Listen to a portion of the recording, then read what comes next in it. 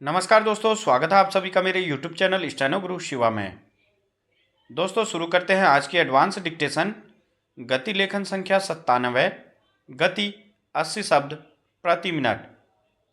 Start. संयुक्त राष्ट्र के संस्थापक सदस्यों में भारत भी शामिल था। अब तक यह संयुक्त राष्ट्र सुरक्षा परिषद का 8 बार सदस्य रह चुका है।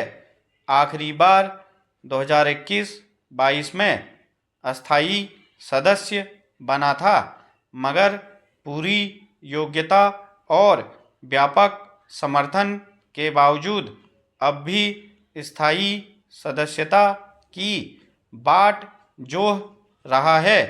गौरतलब है कि स्थायी सदस्यता के मामले में भारत को दुनिया भर का समर्थन हासिल है, सिवाय चीन के।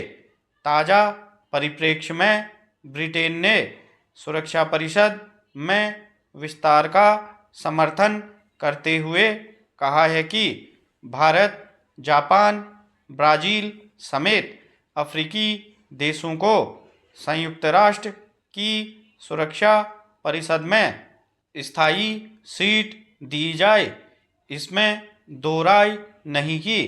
पिछले 77 वर्षों से चली आ रही इस व्यवस्था में आमूलचूल परिवर्तन की मांग अक्सर उठती रही है।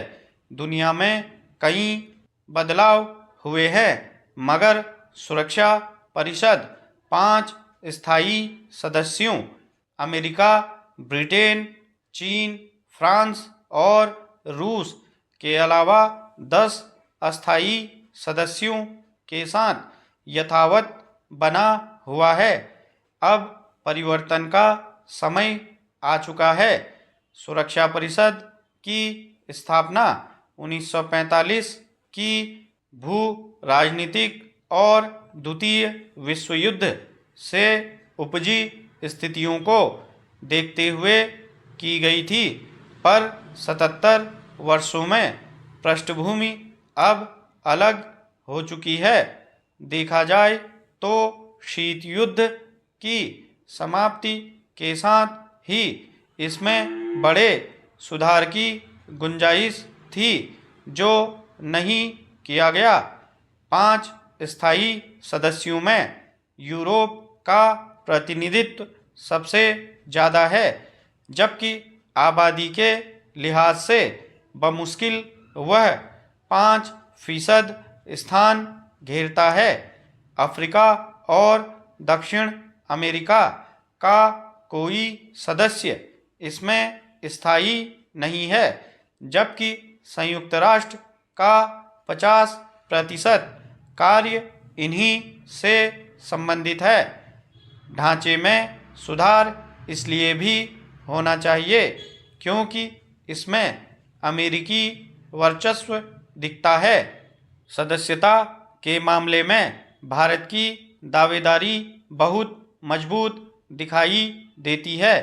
जनसंख्या की दृष्टि से चीन को पछाड़ते हुए पहला सबसे बड़ा देश, जबकि अर्थव्यवस्था के मामले में दुनिया में 5वां, साथ ही प्रगतिशील अर्थव्यवस्था और जीडीपी की दृष्टि से भी प्रमुखता लिए हुए है। इतना ही नहीं, भारत को विश्व व्यापार संगठन, ब्रिक्स और G20 जैसे आर्थिक संगठनों में प्रभावशाली माना जा सकता है। भारत की विदेश नीति तुलनात्मक रूप से प्रखर हुई है और विश्व शांति को बढ़ावा देने वाली है। संयुक्त राष्ट्र की सेना में सबसे ज़्यादा सैनिक भेजने वाले देश के नाते भी इसकी दावेदारी प्रबल है।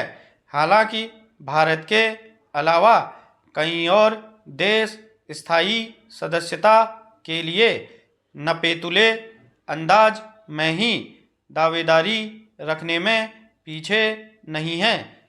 G4 समूह के 4 सदस्य भारत, जर्मनी, ब्राज़ील और जापान, जो एक दूसरे के लिए स्थायी सदस्यता का समर्थन करते हैं, ये सभी इसके हकदार समझे जाते हैं।